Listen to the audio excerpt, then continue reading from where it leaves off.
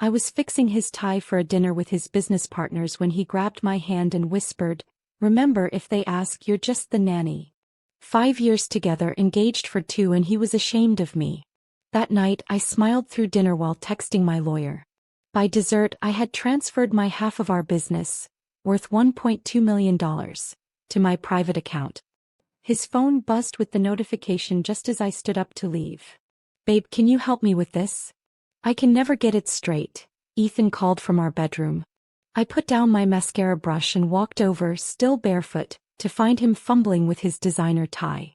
The blue silk matched his eyes perfectly, eyes I'd fallen for 5 years ago. "Big night," I said, looping the expensive fabric through itself with practiced fingers. "You nervous?" The Goldmans control half the investment capital on the West Coast. Ethan checked his reflection, adjusting his perfectly coiffed hair. "This dinner could take us to the next level." I stepped back to admire my fiancé in his tailored Armani. We'd come so far from our first meetings in my shoebox apartment, coding until sunrise, surviving on ramen and dreams. Now our software security company was valued at $2.4 million, with potential to triple after tonight's dinner. "We've got this," I assured him, smoothing his lapels. "Your charm, my brains. Unbeatable combination." That's when he grabbed my wrist, not hard enough to hurt but firmly enough to make me freeze. "About tonight," he said, voice dropping. "The Goldmans are traditional. Old money." I nodded slowly. And if they ask about your role?" He wouldn't meet my eyes. "Maybe just say you're the nanny. For simplicity's sake." The world tilted slightly. "The nanny? We don't have children, Ethan. You know what I mean. Personal assistant, household manager, whatever." He kissed my forehead like he'd just asked me to pick up his dry cleaning. "Just for tonight." 2 hours later, I sat at a table worth more than my parents' house, smiling pleasantly as Mrs. Goldman discussed her latest charity gala. My emerald dress, selected by Ethan of course, caught the candlelight as I sipped water, having barely touched my truffle risotto. "So how did you two meet?" Mrs. Goldman asked, her diamonds catching the light as she gestured between Ethan and me. Before I could answer, Ethan laughed. "Myra's been with our household for years. Couldn't function without her." Mr. Goldman nodded approvingly. "Good help is so hard to find these days. We've gone through 3 housekeepers this year alone." Under the table, my phone buzzed with a text from my lawyer. "Documents received. Ready when you are." I texted back, "Execute transfer now." 5 years of partnership. 2 years of engagement. Countless nights of me pulling coding marathons while Ethan schmoozed clients. My algorithm was the backbone of our security software. My connections had secured our first 3 clients. My savings had paid for the incorporation fees when Ethan's trust fund was temporarily frozen after a misunderstanding with his parents. And now I was the help. "Mira is quite remarkable with organization," Ethan continued, patting my hand condescendingly. "She keeps everything running smoothly." I smiled wider. "I do indeed." The waiter brought dessert, creme brulee with gold flakes because of course. As spoons cracked through caramelized surfaces, Ethan's phone chimed with that distinct notification sound we'd set for banking alerts. His face changed almost imperceptibly, a tightening around the eyes, a slight flush creeping up his neck. He glanced at his screen, then at me, confusion morphing into comprehension. "Excuse me," I said, standing slowly, my napkin falling gracefully to my chair. "I need to step out for a moment." Ethan grabbed my wrist. "What did you do?" he whispered, eyes wild. I leaned down, keeping my voice sweet for our audience. "I simplified things. I slipped my 2.5-carat engagement ring, chosen by his mother naturally, from my finger and dropped it into his full wine glass. It sank to the bottom with a satisfying clink, ruby liquid swirling around the diamond. "Your nanny quit," I announced, loud enough for neighboring tables to hear. "And your business partner just became your competitor." Mrs. Goldman's perfectly Botoxed forehead attempted to wrinkle in confusion.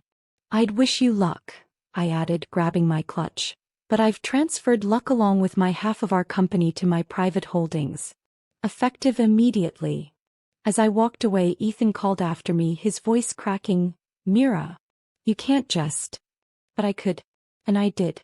5 years building a business together, and he couldn't even acknowledge me as his partner, in any sense of the word. The maitre d' called a car for me as I reached the entrance. Behind me, I could hear the commotion at our table, Ethan's strained explanations, the Goldman's confused questions. I stepped into the cool night air, breathing deeply for what felt like the first time in years. My phone was already buzzing with Ethan's calls. With one swipe, I blocked his number, then his email, then every social media account. Some women get mad. I got even. And as my car pulled away from the restaurant, I finally let myself smile. A real smile this time. I met Ethan Blake 3 years ago at San Francisco's Disrupt Tech conference. I was there on a scholarship, wearing my only blazer and carrying business cards I'd designed and printed at the library. There was nothing special about the moment. No lightning, no electricity, no hint that this encounter would reshape my life. I was setting up my modest booth for a coding competition when a coffee cup appeared in front of me. "You look like you need this more than I do," said a voice that made me look up. Ethan stood there in his perfectly casual, expensive clothes, the kind designed to look effortless but cost more than my rent. He had the easy confidence of someone who'd never had to question their place in rooms like this. "Thanks, but I don't take drinks from strangers," I replied, continuing to arrange my meager display. "Ethan Blake," he said, extending his hand with a grin that probably worked on everyone. "They're not strangers anymore." Despite myself, I smiled back. "Mira Patel. I know. I saw your algorithm demonstration yesterday. Your approach to quantum encryption is brilliant." I almost dropped the business cards I was holding. Nobody had ever called my work brilliant before, especially not someone like him. "You actually understood it?" I raised an eyebrow, suspicious. "Enough to know it solves the backdoor vulnerability problem that's been giving the industry headaches."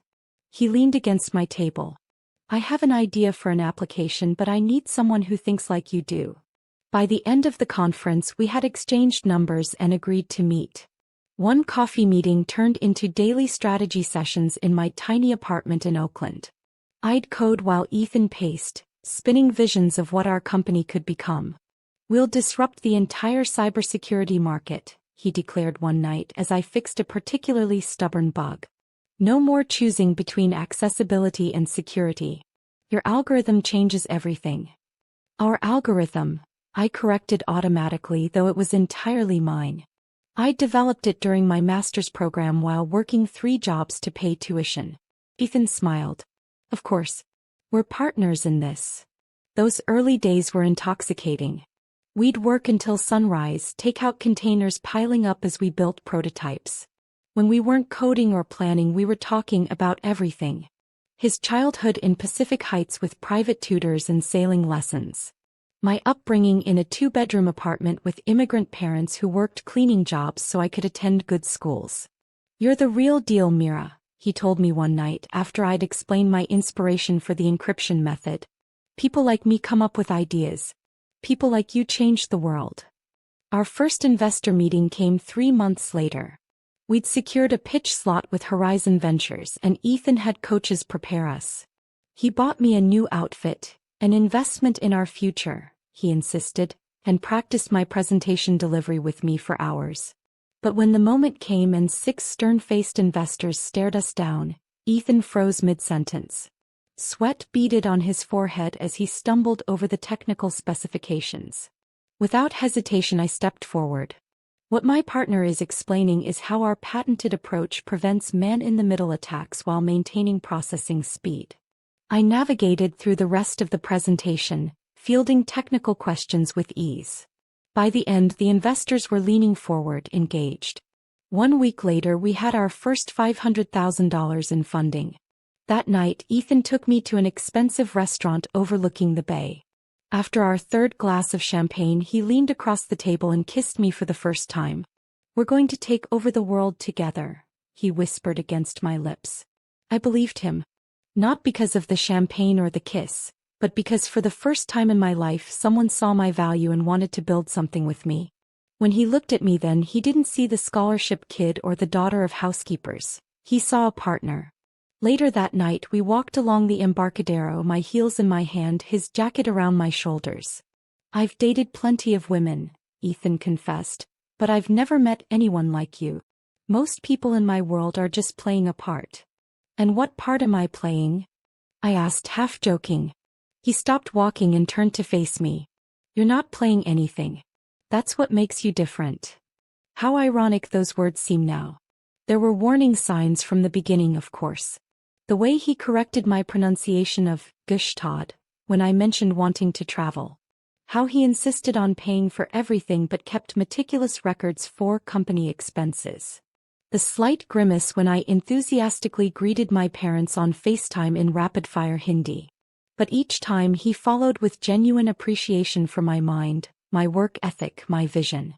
And gradually I began making small adjustments.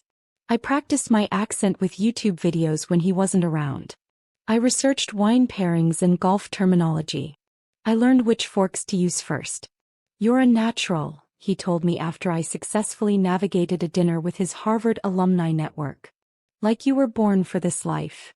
What I didn't realize then was that I wasn't adapting to fit into his world. I was being molded to fit his image of what a suitable partner should be, while still providing the brilliant code that powered our growing company's success. By our first anniversary, SecureSync had 6 employees and a real office in Soma. The night we closed our second funding round, $1.8 million, Ethan proposed on the rooftop of our new office building, the San Francisco skyline twinkling behind him. "We're unstoppable together," he said, sliding the ring onto my finger. I said yes without hesitation. The girl from Oakland who'd grown up watching her parents clean other people's homes was now a successful tech entrepreneur engaged to her handsome business partner. Felt like a fairy tale. I didn't yet understand that in fairy tales someone always pays a price. The first board meeting after our engagement, I noticed something odd. As I envisioned from the beginning, Ethan was saying to our investors, pointing to the security architecture diagram on the screen, "This multi-layered approach creates an impenetrable barrier." As I envisioned, the architecture he was describing was mine, developed over 3 sleepless weeks while Ethan had been skiing in Aspen with his college friends. I caught his eye across the conference table, expecting a quick correction or at least an acknowledging nod.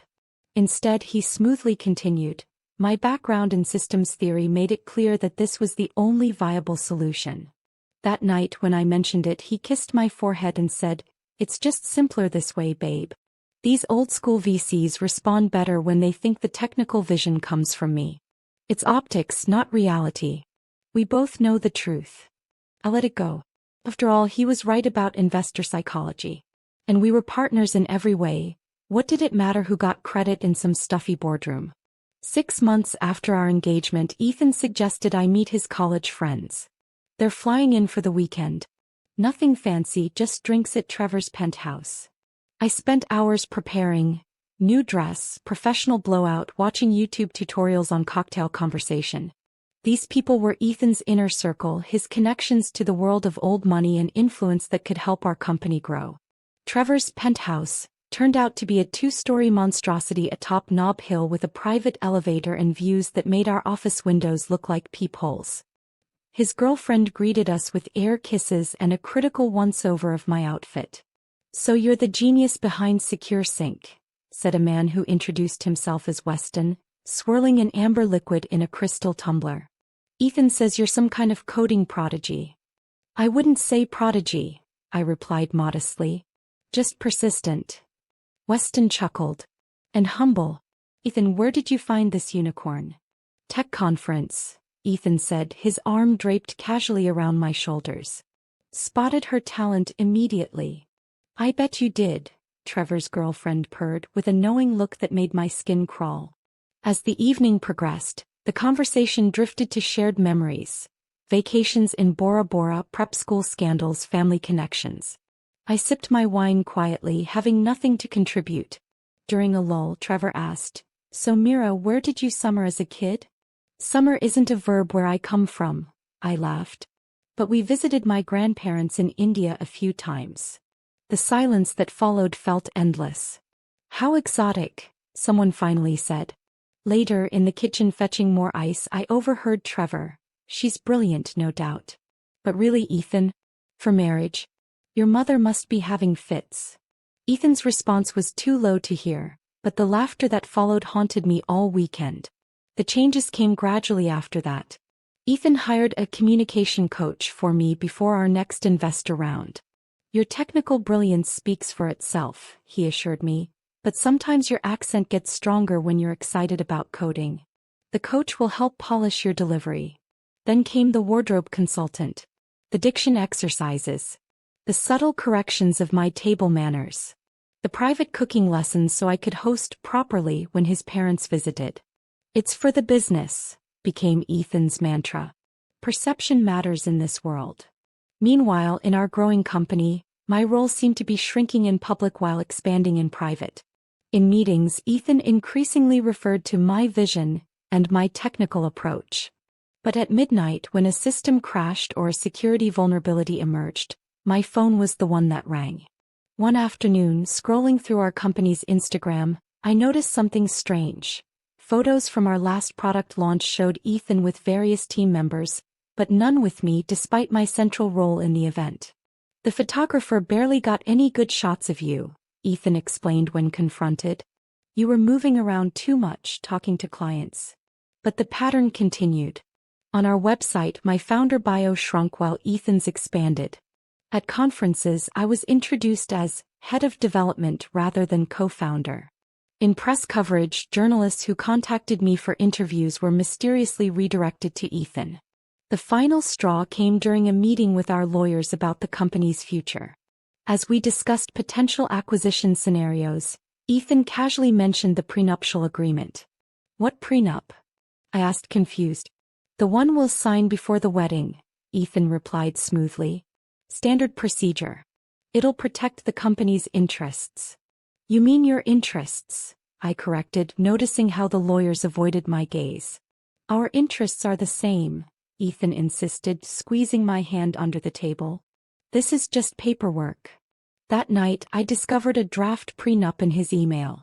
It classified my stake in SecureSync as contingent upon ongoing marriage and employment. Essentially, if we divorced, I'd lose my company. When confronted, Ethan sighed like I was being unreasonable. "It's just boilerplate language, Mira. Dad's lawyers are old-fashioned." "Change it," I demanded. "Of course," he promised, kissing me. "I'll have them revise everything." He never did.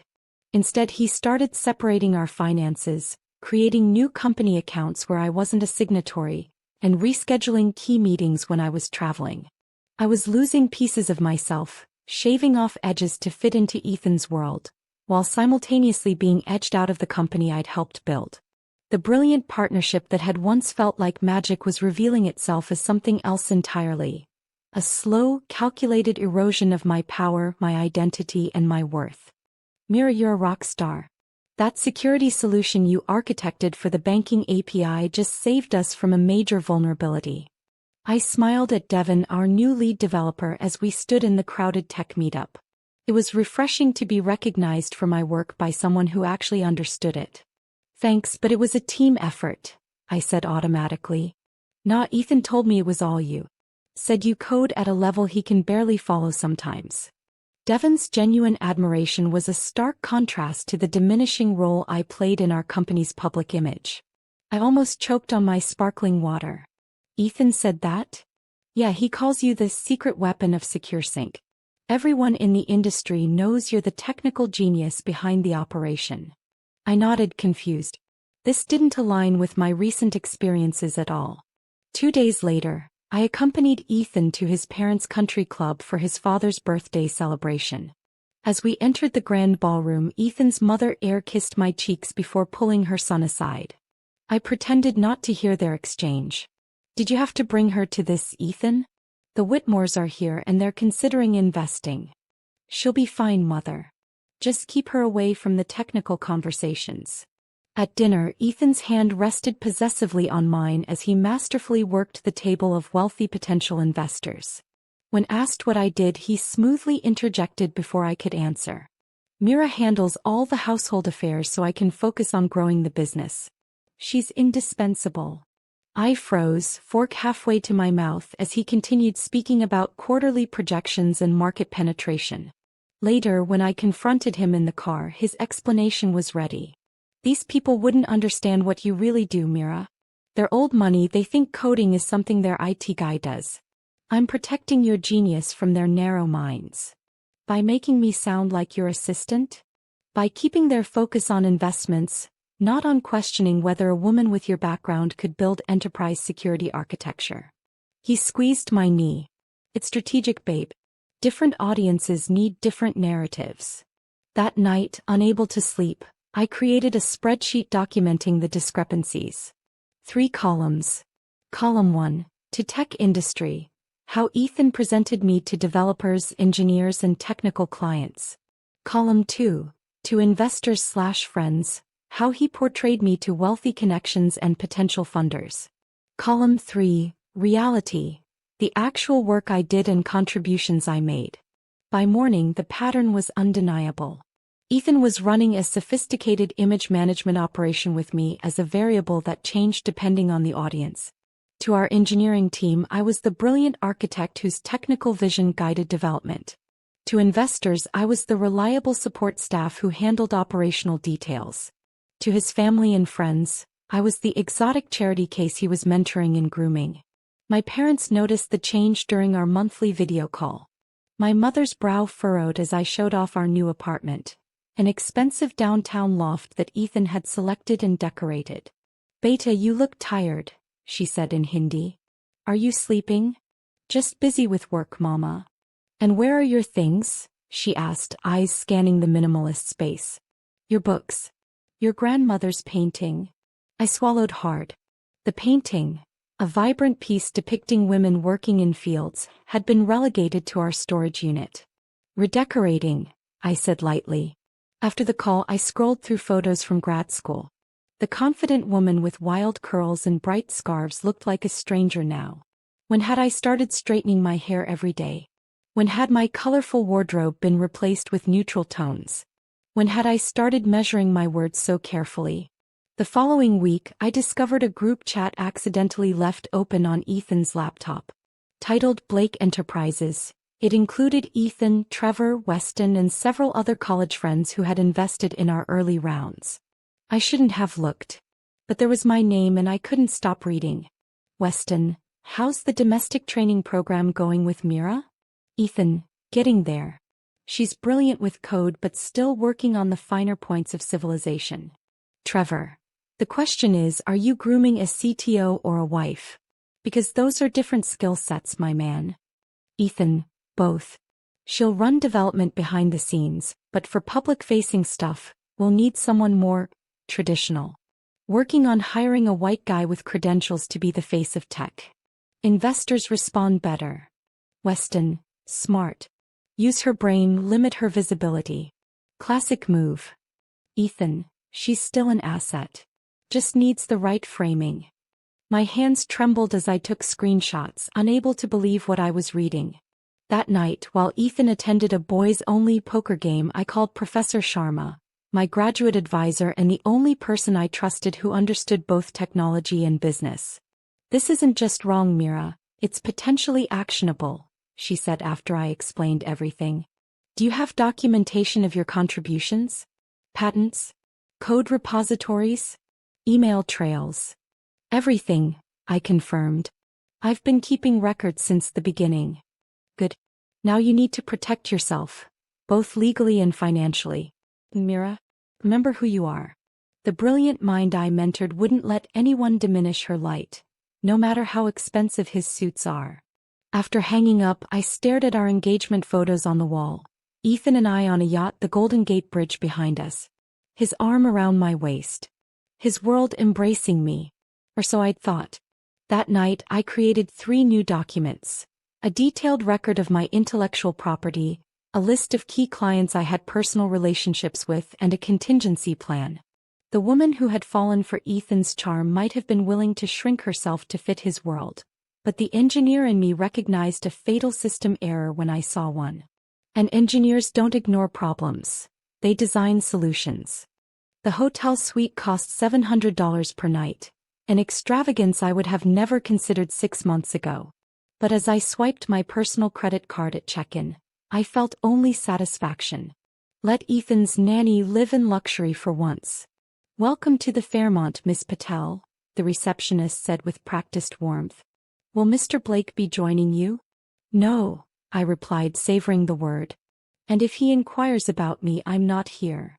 In my suite, I set up what my father would call a command center. Laptop, external hard drives, file folders, and a whiteboard. My fingers flew across the keyboard as I executed the plan I'd been crafting for weeks. First, I changed passwords on every personal account: email, social media, cloud storage, banking. Then I blocked Ethan on all platforms simultaneously. My phone immediately began buzzing with attempted calls that went straight to voicemail.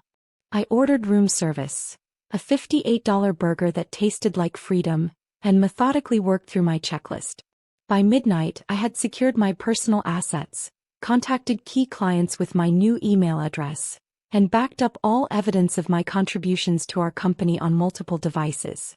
When I finally crawled into the king-sized bed, wrapped in a plush robe, my phone showed 27 missed calls from Ethan, 14 voicemails, and dozens of increasingly desperate texts. "Mira, what happened? Call me. Babe, the Goldmans are still here. Where did you go? Are you serious right now? Pick up. Whatever you think you heard, it's not what you think. You're being childish. We need to talk about this like adults. I can't access the security protocol update. Where did you put the files?" The last one made me smile. Even in crisis mode, he still needed my technical expertise. I silenced my phone and fell into the first peaceful sleep I'd had in months. Morning arrived with a commotion outside my door. The hotel phone rang. "Miss Patel, I apologize for the disturbance, but there's a gentleman insisting he needs to speak with you." "A Mr. Blake?" "He's becoming quite agitated in the lobby." "I'm not accepting visitors," I replied calmly. "Please have security escort him out if necessary." Through the peephole, I watched two security officers politely but firmly guiding Ethan toward the elevators. His normally perfect hair was disheveled, his designer shirt wrinkled. He looked like he'd slept in his car, which, knowing Ethan's flair for drama, he probably had. "She's my fiancée," he protested, voice carrying down the hallway. "This is ridiculous." I returned to my laptop where a notification showed a new email from our company's board chair requesting an emergency meeting. I declined without explanation. My lawyer called at noon. "The transfer went through cleanly," she confirmed. "As co-founder with equal equity, you had every right to move your shares to your personal holding company. His lawyers are making noise, but legally there's nothing they can do." "And the intellectual property?" I asked. "The patents were filed jointly, but your development logs clearly establish you as the primary inventor. We've already filed the clarification documents with the patent office. He can fight it, but the evidence is on your side." I thanked her and hung up, turning back to my email. 3 of our biggest clients had already responded to my confidential update, expressing concern about continuing with SecureSync if I wasn't involved. I assured them I would honor our existing contracts through my new entity. Around 3 p.m. my best friend Layla arrived with reinforcements: clothes, comfort food, and unquestioning loyalty. "You should see Twitter," she said, unpacking samosas from my favorite restaurant. "Tech bros are losing their minds trying to figure out what happened. There's a rumor you're being poached by Google." I laughed for what felt like the first time in years. "Let them speculate." "Ethan called me," she admitted. "Sounded desperate. Asked if I knew where you were. And you said that you were finally coming to your senses." He squeezed my hand. "I've been waiting 3 years to say that." I hadn't told Layla everything. The full extent of Ethan's manipulation, the prenup trap, the group chat. I'd been too ashamed. But she had seen the gradual changes in me, the dimming of my confidence, the careful self-editing around Ethan. "I'm sorry I didn't listen to you sooner," I said quietly. "You weren't ready." He shrugged. "But you're ready now." My phone buzzed with a notification. An email from Trevor to the entire company. "In light of recent developments, Ethan Blake will be assuming all technical leadership responsibilities previously handled by Meera Patel. This transition will be seamless, as Ethan has always been the primary architect of our security solutions. I should have been angry, but instead I felt oddly validated. The lies were now in writing, provably, laughably false to anyone in the industry who knew our work. Layla read over my shoulder and snorted. Do they really think people will believe that? Your fingerprints are all over that code base. They believe what's convenient, I replied, forwarding the email to my lawyer as additional evidence. But reality doesn't care what they believe. By evening, the news had leaked to industry publications. My inbox filled with messages from former colleagues, tech leaders, and even competitors, most expressing support, some offering jobs. The most satisfying email came from Goldman Investments. Ms. Patel, we were impressed by your security architecture and disturbed by what transpired at dinner. We would like to discuss investment opportunities with your new venture, without Mr. Blake's involvement. I drafted a careful response, scheduling a meeting for the following week. As I clicked send, hotel security called again. Ms. Patel, Mr. Blake has returned with what he claims are your belongings. He's requesting we at least take delivery of them for you. I considered this. Accept only the small blue suitcase if he has it. Nothing else belongs to me. The blue suitcase contained the only things I truly cared about. My grandmother's painting, my first coding competition trophy, and the handmade quilt my mother had sent when I moved to San Francisco. Everything else in that apartment, the designer clothes, the luxury accessories, the carefully curated decor, belonged to the version of me Ethan had tried to create. That woman no longer existed. And as for Ethan Blake, he was about to discover just how expensive it is to lose your nanny when she's actually the brains of your operation. The TechCrunch headline appeared 3 days after I walked out. Trouble at SecureSync. Co-founder Meera Patel exits amid mysterious circumstances. I sipped my morning coffee in my new temporary office, a co-working space where I'd rented the corner suite under my newly formed LLC. My phone buzzed with notifications as the story spread across tech news sites and Twitter. Ethan's PR team moved fast. By noon, an exclusive statement appeared on VentureBeat. SecureSync regretfully announces the departure of Meera Patel, who made valuable contributions to our operations team. CEO Ethan Blake will continue to lead the company's technical vision and security architecture as he has since founding the company 3 years ago. I nearly choked on my coffee. Operations team? The audacity was almost impressive. Your move, my lawyer said when I forwarded her the statement. We can issue a correction or... Let's wait, I replied. I want to see how far they'll go. I didn't have to wait long. By afternoon, Ethan had given an emotional interview to a friendly reporter, expressing his shock and disappointment at my sudden betrayal, and insinuating that I had copied proprietary code before my unauthorized departure. Meanwhile, my inbox filled with messages from former colleagues. Is it true you stole code? That doesn't sound like you. Blake is telling everyone you had a mental breakdown. They're locking down all your projects and telling clients you were just a junior developer. I maintained my silence, watching the narrative spin out of control. In crisis management, Ethan had always preached the control the story approach. I was taking a different tack. Let them dig their own hole. That evening, my phone rang with an unfamiliar number. Meera Patel? This is Jessica Wong from The Information. I'm working on a story about SecureSync and I've heard, well, rumors that contradict the official statement. Would you care to comment? I appreciate the opportunity, I said carefully, but I'm not making statements at this time. I understand, Jessica replied.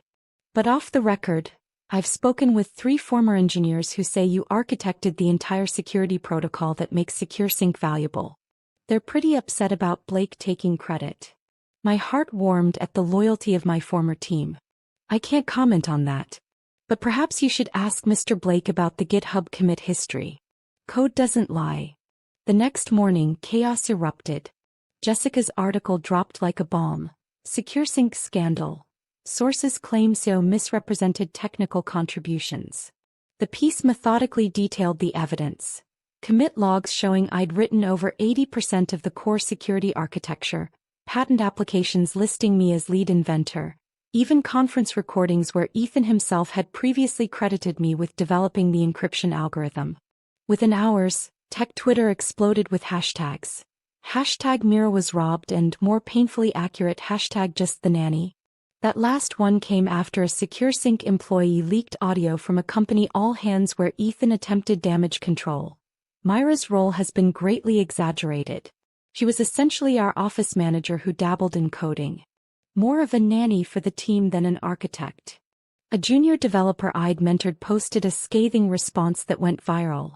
The nanny taught me more about cryptographic security in one lunch break than Blake could explain in a year. This industry's misogyny and racism is showing. By afternoon, 3 more reporters had reached out. My lawyer advised continued silence, but I was calculating my next move. Ethan was drowning in his own lies, but I needed more than schadenfreude. I needed vindication. That's when Trevor, of all people, called me. Mira, don't hang up. I'm not calling for Ethan. What do you want, Trevor? I asked coldly. To apologize. And to, well, I've been asked to offer you a deal. By Ethan. By the board. Things are imploding over there. 3 enterprise clients have suspended their contracts pending technical leadership clarification. The Goldmans pulled their term sheet. The company's valuation is in free fall. I said nothing, letting him squirm in the silence. They're offering to buy your shares at a 40% premium. Full separation, clean break, everyone saves face. I laughed softly. Trevor, my shares aren't for sale. Not at any price. Be reasonable. I am being reasonable. SecureSync's entire security architecture is my work. The clients know it, the developers know it, and now the public knows it. What exactly does Ethan bring to the table without me? Trevor's silence was answer enough. Here's my counteroffer, I continued. I'll return as CTO with full technical authority, a public correction of all misrepresentations, and Ethan steps back to a business development role only. Or I walk away and start competing directly for those enterprise contracts, taking my patents with me. The board won't accept those terms. Then they're not as smart as I thought they were. After hanging up, I finally broke my public silence with a single post on LinkedIn. No accusations, no drama, just facts. After 3 years co-founding SecureSync and architecting its core security protocol, I've decided to pursue new opportunities. I remain proud of the technology we built and grateful to the brilliant engineers I had the privilege of working with. To clarify recent confusion. Yes, I wrote the encryption algorithm. Yes, I designed the security architecture. And no, I was never anyone's nanny. I attached a photo, not a polished headshot, but a candid from our first hackathon. Me in jeans and a faded MIT t-shirt, surrounded by screens, hair wild, eyes intense with concentration. The real me. Within an hour it had 10,000 views. By morning, over 100,000, including comments from some of the biggest names in tech. One of the most brilliant security architects I know. Any company would be lucky to have her. I've seen Mira code. Calling her just a nanny is like calling Einstein just a patent clerk. This industry has a Mira Patel problem. We don't deserve her. And most satisfyingly, from the CTO of a major competitor. Mira, my team would like to talk. We value engineers who build both great code and their own self-respect. When the board's official offer finally came, CEO title, double my previous equity, full technical control, I declined politely. Some relationships, like some code, are too fundamentally flawed to refactor. Better to build from scratch. 6 months can change everything. My new office overlooked the Bay Bridge, a view even better than the one in Ethan's power office at SecureSync. But unlike the stark minimalism he had insisted upon, my space reflected the real me. Colorful Indian textiles draped over modern furniture, technical books mingling with poetry collections, and my grandmother's painting proudly displayed on the main wall. The investors are ready whenever you are, said Priya, my CEO and longtime friend from graduate school. I smoothed my kurta. a designer piece that married traditional embroidery with modern lines, and smiled. Let's not keep them waiting. Radiant Security had gone from concept to reality faster than I'd anticipated. After declining SecureSync's desperate counteroffer, I'd received 14 investment offers within 3 weeks. I chose carefully, selecting partners who valued not just my technical expertise but also my vision for an inclusive security company. The conference room buzzed with energy as I entered. Our leadership team reflected the diversity I'd prioritized: women, people of color, LGBTQ+ engineers, and security experts from non-traditional backgrounds. As promised, we've completed the enterprise protocol 6 weeks ahead of schedule, I announced, launching into our technical presentation. The investors exchanged pleased glances as I walked them through our innovative approach to quantum-resistant encryption, work I'd conceptualized during late nights at SecureSync but had kept private, knowing Ethan would claim it as his own. And client acquisition? Asked the lead investor. Priya stepped forward. 9 enterprise contracts signed, including, she paused for effect, Goldman Financial Services and 3 former SecureSync clients who switched to us last month. The symbolism wasn't lost on anyone. The Goldmans had not only become clients but had also led our series of funding round. Apparently, they'd been more impressed by me than by Ethan's dinner performance. After the meeting, I retreated to my office to review our latest security audits. A notification popped up on my screen, a TechCrunch article about SecureSync's continued leadership challenges. I allowed myself a moment of curiosity and clicked. The company was struggling, having lost 40% of its market share since my departure. Ethan had been transitioned from CO to strategic advisor, corporate speak for demotion. Their last 2 product releases had been plagued with security vulnerabilities that my team would have caught immediately. I closed the article without finishing it. Their story was no longer mine. My phone chimed with a text from Vikram, the childhood friend I'd reconnected with after leaving Ethan. Still on for dinner? I found a place that makes vindication taste like butter chicken. I smiled. In the whirlwind of building Radiant, Vikram had been a steady presence, supporting my vision while reminding me to occasionally leave the office and enjoy life. Unlike Ethan, he never tried to mold me into someone else. He appreciated the real Mira, brilliant mind, cultural heritage, occasional workaholic tendencies and all. Wouldn't miss it, I replied. Just finishing up some code reviews. As I returned to my work, a calendar reminder appeared. SecureCon was next week in Las Vegas and I was giving the keynote address. The same conference where I'd met Ethan 3 years ago. The irony wasn't lost on me. I'd come full circle, but this time as the featured speaker rather than a scholarship attendee with homemade business cards. A knock on my door interrupted my thoughts. Leah, our new junior developer, hovered nervously in the doorway. Sorry to bother you, but I'm stuck on this authentication protocol and I've tried everything. Never apologize for asking questions, I said, gesturing her in. Let's look at it together. For the next 30 minutes, we worked through the problem side by side. I remembered being in her position, talented but uncertain, needing guidance not criticism. As she grasped the solution, her face lit up with the same joy I still felt when solving a challenging puzzle.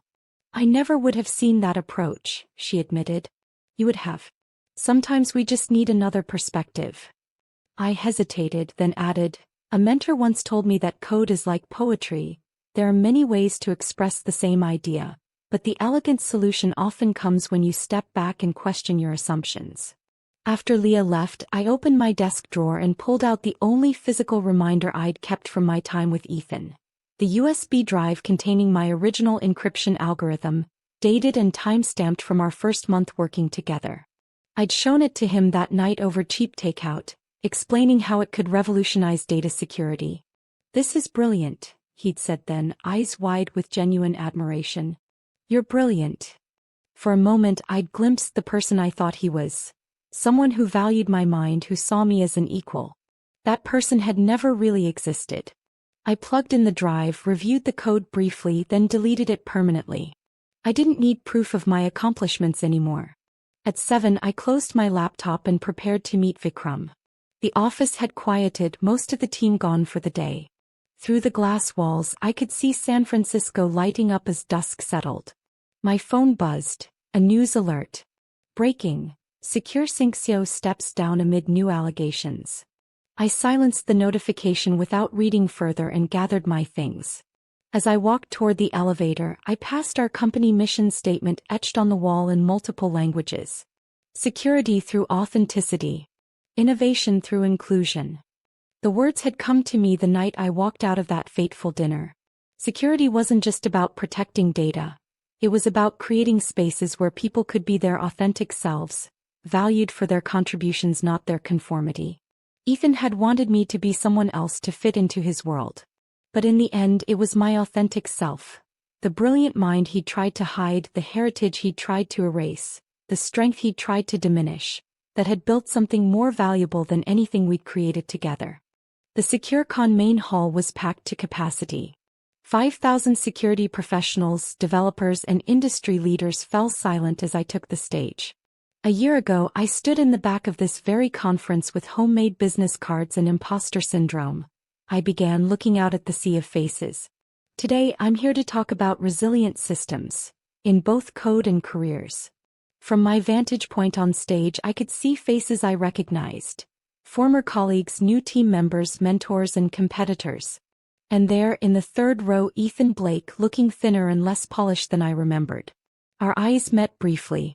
I continued without pause. The strongest security systems aren't rigid, they're adaptable. They don't break under pressure, they evolve. They recognize threats, learn from vulnerabilities, and emerge stronger. For the next 40 minutes, I shared Radiant Security's breakthrough approach to adaptive encryption. The audience leaned forward in their seats as I demonstrated how our system could withstand attacks that would cripple traditional security architecture, including the outdated protocols still used by SecureSync. I didn't need to mention my former company by name. Everyone knew the context. As I opened the floor for questions, a young woman approached the microphone. Your journey from co-founder to competitor has inspired many of us facing similar challenges in tech, she said. What advice would you give to someone whose contributions are being minimized or erased? The room hushed, awaiting my response.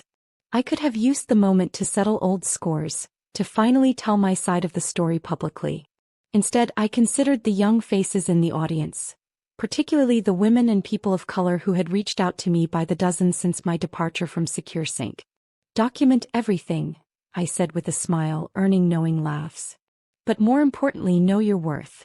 In tech, we're taught to value external validation, funding rounds, press coverage, industry awards. But the truest measure of your value isn't what others say about you, it's what you know you can build. After the talk, I was surrounded by attendees with questions, collaboration ideas, and job inquiries. My team had set up a small reception in a side room where I could speak with potential clients more privately. As the crowd thinned, I spotted Ethan hovering near the stage, clearly waiting for an opportunity to approach. Part of me wanted to slip out the back, to maintain the perfect distance I'd cultivated. But another part, the stronger part, knew that closing this chapter required one final conversation. I nodded slightly and he walked over, stopping at a respectful distance. Congratulations on the keynote, he said, his voice lacking its usual confidence. It was brilliant. Thank you. An awkward silence stretched between us. Radiant is doing well, he finally continued. The series of funding round was impressive. Your new security chief reached out last week, I said. He wants to license our authentication protocol. Ethan winced. I didn't know that. Board keeping you out of the loop? I'm not on the board anymore. Just a minority shareholder now. He ran a hand through his hair, a nervous gesture I'd never seen before. They brought in a new management team after the third quarterly loss. I felt no satisfaction at his downfall, only a calm certainty that justice sometimes arrives on its own schedule. I owe you an apology, Ethan said suddenly. Many apologies, actually. You don't owe me anything. I do. He met my eyes directly. I tried to make you smaller to make myself feel bigger. I tried to hide your light because I was afraid it would outshine mine. I was wrong and I'm sorry. The words I'd once longed to hear now felt hollow, unnecessary. "I accept your apology," I said simply. But I didn't need it. A young woman approached, clipboard in hand. "Ms. Patel? Your next interview is ready whenever you are." "Thank you, I'll be right there." I turned back to Ethan. "Take care of yourself." As I walked away, he called after me, "Mira? Are you happy?" I paused, considering the question. The past year had been the hardest and most rewarding of my life. Building Radiant from scratch, assembling a team that shared my values, creating technology one believed in. None of it had been easy. But it had been authentic. "Yes," I answered truthfully. "I am." 3 months later, I stood in Radiant's expanded headquarters, watching our team celebrate our latest milestone. A government security contract that would establish our protocols as the new industry standard. Priya handed me a champagne flute. "To the visionary who made this possible." I shook my head. "To all of us. This was never a solo project." As glasses clinked around us, my phone buzzed with a notification. Time magazine's annual 100 most influential people in tech list had been released, and my name was among them. The brief profile mentioned my technical innovations but focused equally on how I'd transformed my public ousting into a platform for addressing systemic issues in the industry. The article included a quote from a junior developer at Radiant. "Mira doesn't just build secure systems. She creates secure spaces where people like me can thrive." Later that evening, I hosted a special event in our office. The launch of the Radiant Foundation's first initiative, a scholarship and mentorship program for underrepresented students in computer science. The room was filled with young faces eager to break into tech, reminding me of myself not so long ago. "Many of you have heard stories about my career," I began. "Some true, some exaggerated. But here's what matters. Every obstacle you face can become a building block for something better than you imagined." In the back of the room stood my parents, beaming with pride. My mother, who had worked as a housekeeper to put me through college, wiped away tears as she watched me speak. My father, who had driven a taxi at night while studying engineering by day, stood tall beside her. Next to them was Vikram, whose friendship had blossomed into something deeper over months of late-night conversations and weekend hikes where we dreamed up ideas for changing the industry. When someone tries to define you by what you can do for them, whether it's writing their code or serving their dinner, remember that you define yourself, I continued. Your worth isn't determined by their perception. As I concluded my speech and looked out at the faces of future engineers, entrepreneurs, and innovators, I felt a deep sense of completion. The journey from that restaurant table where I'd been introduced as just the nanny to this moment hadn't been direct or easy. But some call it walking out. I call it walking into who I was always meant to be.